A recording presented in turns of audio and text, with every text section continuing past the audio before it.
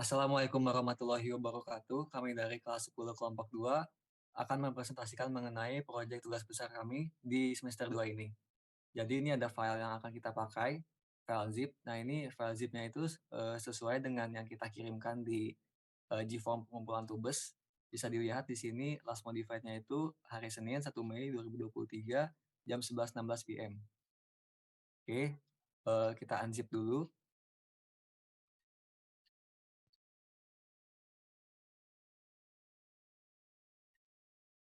Oke, udah di-unzip, kita masukkan filenya ke IDE kita. Di sini saya pakai VS Code. Pause.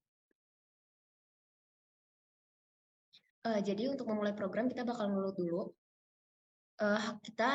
Nama folder yang benar itu template_csv. Tapi di sini ada 3 kasus. Kalau misalnya yang pertama kita nggak masukin nama folder, jadi python main.py doang, dia bakal ada pesan kesalahan, nggak ada nama folder. Tapi kalau misalnya nama folder yang kita kasih itu salah, bakal ada pesan kesalahan juga kalau folder tersebut nggak ditemukan. Kalau misalnya benar template_csv, maka kita berhasil masuk ke dalam program. Baik, selanjutnya ketika kita manggil fungsi login, program akan meminta username dan password. Kemudian ketika kita mengetik username yang salah, tetapi passwordnya yang benar, program akan bilang kalau username tidak terdaftar. Kemudian ketika kita ngetik username yang benar dan password yang salah, program akan bilang passwordnya salah. Dan kemudian kita username benar dan passwordnya benar, kemudian program akan bisa dijalankan. Kemudian ketika kita manggil fungsi login lagi, ketika kita udah masuk, maka loginnya sudah gagal karena kita sudah login. Stop. Selanjutnya ada fungsi logout. Nah, di sini kan kita udah keadaannya dalam kondisi udah login ya. Ketika kita panggil fungsi logout, nanti akan berhasil logout dari akun Bondowoso tadi. Dan apabila kita logout ketika kita tidak belum login sama sekali, nanti ada validasi bahwa logoutnya itu gagal. Stop. Berikutnya fungsi summon jin.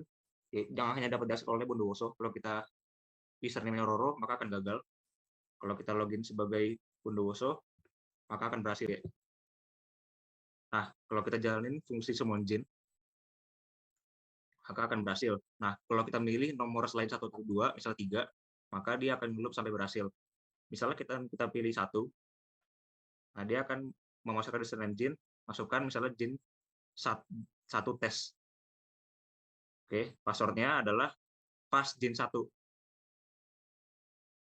Oke. Nah, misalnya tadi kita ngisi itu dia kurang dari 5 atau lebih dari 25, maka dia akan gagal, suruh ngisi password ulang. Nah, semisal kita summon jin lagi, dan kita memanggil jin nomor 1, dan kita memasukkan nama yang sudah ada, maka dia akan mengingatkan bahwa jin sudah diambil. Semisal passwordnya gagal, atau kita mencoba password salah, misalnya A-nya 3 kali. Nah, dia berhasil. Oke. Semisal kita input panjang password yang salah, misalnya hanya 1, yaitu kurang dari 5, maka kalau di enter, nah dia akan mengingatkan sehingga kita akan disuruh mengulang lagi. Nah, kalau kita sudah benar isiannya, dia akan lanjut. Oke, selanjutnya ada fungsi hapus jin. Di sini dalam kondisi sudah ada satu candi yang dibangun oleh jin 4. Di sini kita akan menjalankan program hapus jin. Kita ketik dulu hapus jin, lalu kita akan masukkan username jin 4 sebagai contoh. Nah, ini akan masukkan validasi. Jika ingin menghapus, kita tulis Y, dan jika tidak akan tulis N. Kita coba tulis dulu N. Maka jin 4 jadi dihapus. Jika kita memvalidasi jinnya akan dihapus, kita akan tulis Y.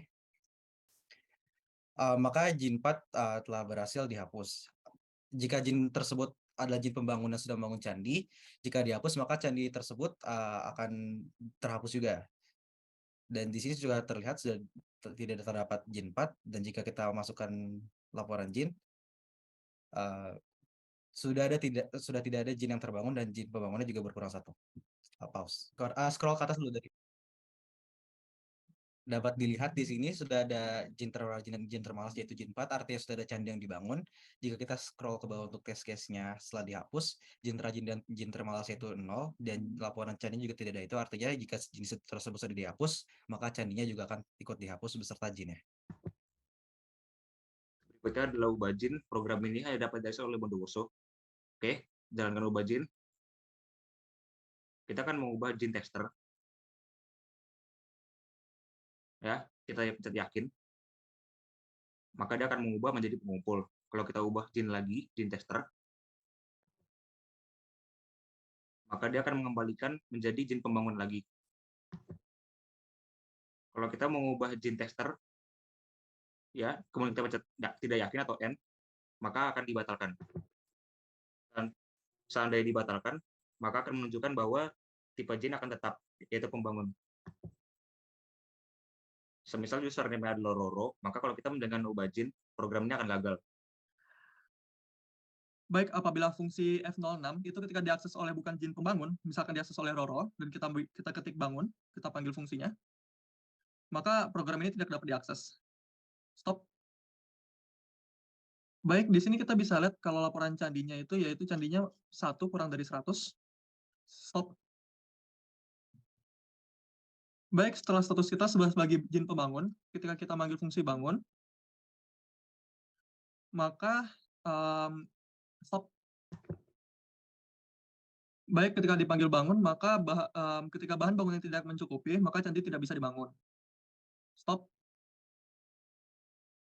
Baik, untuk ketika bahannya sudah mencukupi dan kita panggil fungsi bangun, maka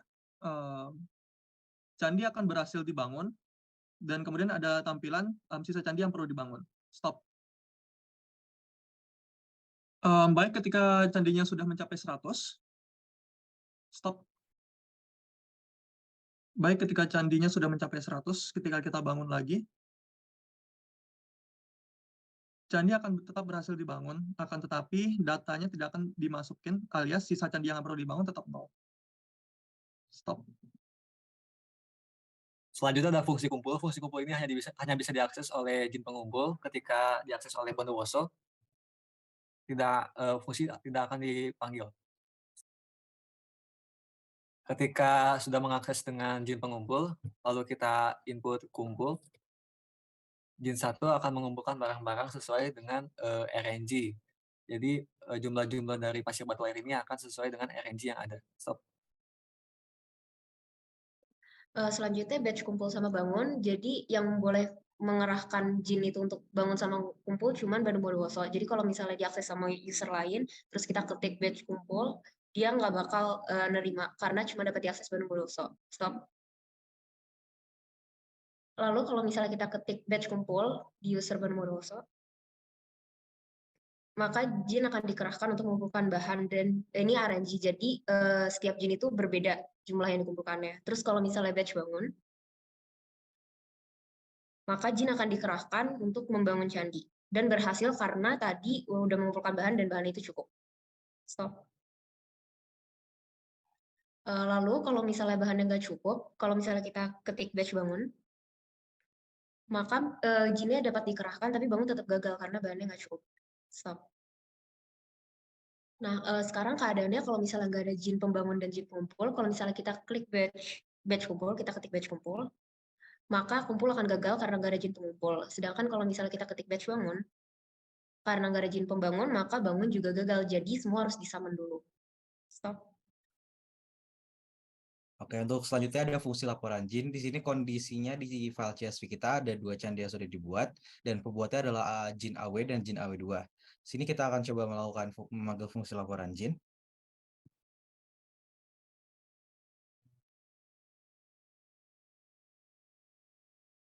Selanjutnya di sini kita akan memanggil fungsi laporan jin. Di sini dengan kondisi awal yaitu ada 2 candi yang terbuat, yaitu ada candi 1 yang dibuat oleh jin AW dan candi 2 yang dibuat oleh jin AW2. Di sini saat kita memanggil laporan jin akan tertera bahwa terdapat total jin 2, AW dan AW2, total jin pengumpul 0, total jin pembangunnya 2, dan jin terajin dan jin terajinnya AW dan jin terbalasnya AW2. Di sini karena mereka sama-sama membuat satu candi, maka jin terajinnya akan dilihat dari alfabetis yang lebih kecil, dan jin termalasnya akan dilihat dari alfabetis yang lebih besar. Dan juga akan menampilkan jumlah pasir, jumlah air, dan jumlah batu. Stop. Lalu untuk kondisi di mana hanya ada satu candi yang dibuat oleh satu jin pembangun, maka jin terajin dan jin termalasnya adalah sama-sama jin tersebut karena tidak ada pembanding jin yang lain. Stop. Kalau kita jalankan laporan candi, dan username bukan Bondowoso, maka laporan candi akan tidak bisa diakses. Bila username adalah Bondowoso, maka laporan candi dapat dijalankan.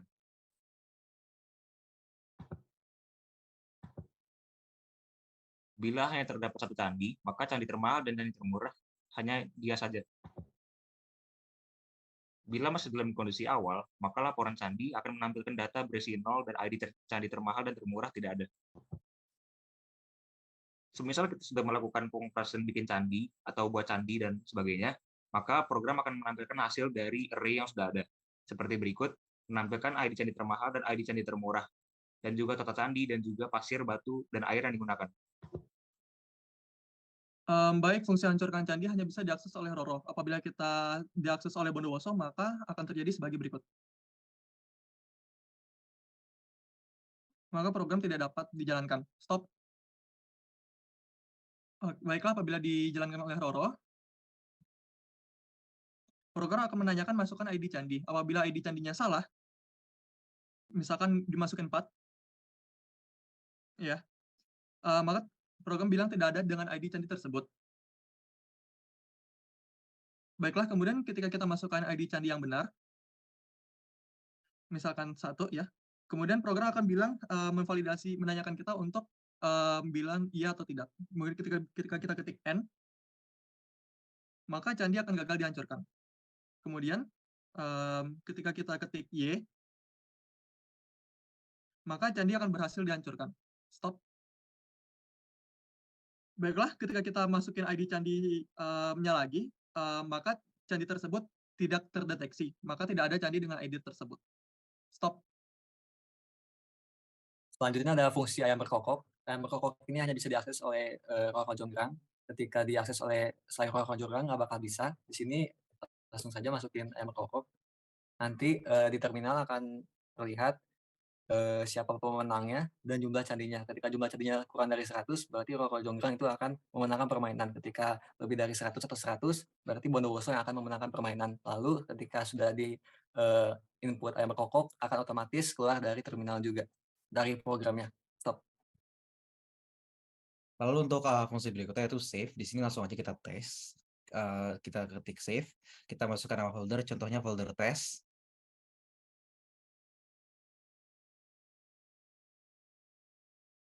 Nah, di sini akan membuat folder baru, folder text dalam order folder save, dan di dalam folder text akan ada file-file CSV yang sudah kita save. Stop. Itu jika kita melakukan save lagi dengan masukkan nama folder yang sudah ada seperti sebelumnya, itu teks, maka tidak akan membuat folder baru dalam mother folder tersebut, hanya akan merewrite file yang ada dalam folder text. Stop. Berikutnya fungsi help akan menampilkan fungsi-fungsi yang ditampilkan oleh username tersebut. Misalnya ada 7 fungsi untuk Bondowoso. Berikut tampilan help untuk Roro. Berikut tampilan help untuk jin pembangun. Dan yang ini adalah tampilan help untuk jin pengumpul. Selanjutnya ada fungsi exit. Fungsi exit ini sesuai namanya untuk mengeluarkan dari program. Ketika kita menginput exit, ini akan ada konfirmasi apakah kita ingin nge-save filenya atau tidak. Kalau misalnya kita ingin nge-save filenya, ini akan memanggil fungsi save. Tapi ketika tidak ingin melakukan save, kita ketik N saja. Ya, kelincinya.